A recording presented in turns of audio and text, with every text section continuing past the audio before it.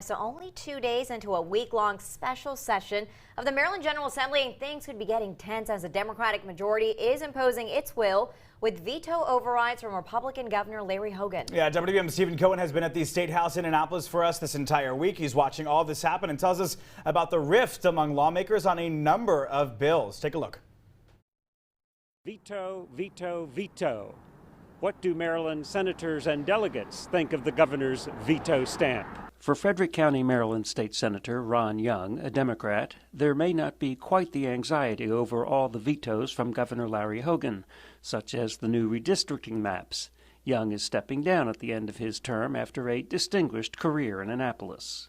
Lines could change, people could be in different districts, but I don't have to worry about that. Republican delegate Dan Cox, whose district includes Frederick and Carroll counties, and a candidate for governor to succeed Hogan next year, is particularly upset with a Hogan veto override that would prevent local law enforcement from coordinating with U.S. immigration officials on the immigration status of, say, a motorist when apprehended. These veto overrides are just atrocious. We have got to protect our state from being a sanctuary state.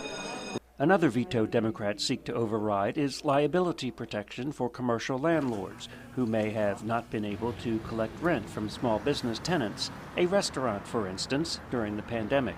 He's committed to help out small businesses and local businesses, ensure that as folks get back on their feet, recovering from the pandemic. As the chair of the Senate Education, Health, and Environmental Affairs Committee sees it, his party has a majority because that's how Maryland voters have exercised their voice. You know, the governor is Governor No. He vetoes everything.